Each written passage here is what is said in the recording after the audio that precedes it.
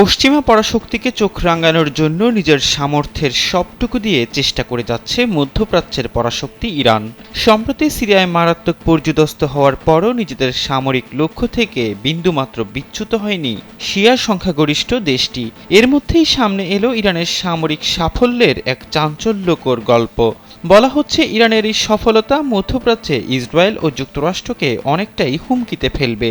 এমনকি সামনের দিনগুলোতে পশ্চিমা আগ্রাসন ও নজরদারির জন্য বড় হুমকি হয়ে দেখা দিবে ইরানের নতুন এই সামরিক সাফল্য।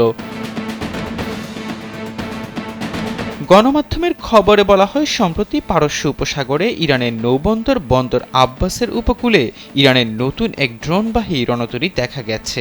এলো ভিশন মুশকিল আসান অফার। যে কোনো ব্র্যান্ডের পুরনো ফ্রিজ নিয়ে চলে আসুন ভিশন শোরুমে আর নিয়ে যান নতুন ভিশন ফ্রিজ 20% পর্যন্ত ছাড়। রণতরীটি আগে একটি পণ্যবাহী কন্টেইনার জাহাজ ছিল। শুধুমাত্র ড্রোনের জন্যই একটি রণতরী সাগরে ভাসিয়েছে দেশটি। তেহরান এ নিয়ে আগে থেকে কোনো ডাকঢোল না পেটালেও কৃত্রিম উপগ্রহ ম্যাক্সারের লেন্সে ধরা পড়েছে সেই দৃশ্য। একই ধরনের 3টি রণতরী তৈরি করেছে ইরান। এর মধ্যে প্রথমটি হল শহীদ বাঘেরি, আর দ্বিতীয়টি শহীদ রৌদাকি ও তৃতীয়টি শহীদ মাহদাভি। স্যাটেলাইটের মাধ্যমে তোলা ছবিতে 3টি জাহাজই পারস্য উপসাগরে দৃশ্যমান।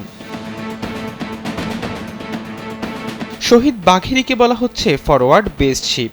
এতেই বোঝা যায় প্রযুক্তির দিক থেকে ইরান কতটা এগিয়েছে। এই রণতরীতে এমন একটি কোণ রয়েছে যেখান থেকে ড্রোনটি গোপনে উঠতে পারে।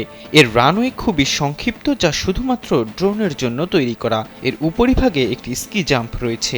এই প্রযুক্তিটি বিমানবাহী রণতরীর মতো দেখতে হলেও ছোট রানওয়ে দেখে ধারণা করা যায় এটি শুধু ড্রোন ও হেলিকপ্টার পরিচালনার জন্য ব্যবহৃত হতে পারে।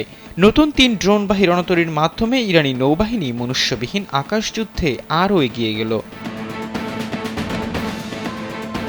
বিভিন্ন সূত্র জানায়, চলতি বছরের নভেম্বরের শেষের দিকে ইরান শিপইয়ার্ড অ্যান্ড অফশোর ইন্ডাস্ট্রিজের শিপইয়ার্ড থেকে এটি বের করা হয়। তারপর থেকে এটি সমুদ্রে ভ্রমণ করছে। সম্ভবত এর ট্রায়াল চলছে। পশ্চিমা নিষেধাজ্ঞার বহু বছর পরও ইরান নিজস্ব সশস্ত্র ড্রোন বহর তৈরি করেছে। এই ড্রোন অঞ্চলটির বিভিন্ন যুদ্ধক্ষেত্র এবং ইউরোপেও ছড়িয়ে পড়েছে। ইউক্রেনের বিরুদ্ধে রাশিয়ানরা ব্যাপকভাবে ইরানের শাহেদ ড্রোন ব্যবহার করেছে। এহসান আব্দুল্লাহ, কালবেলা ডেস্ক।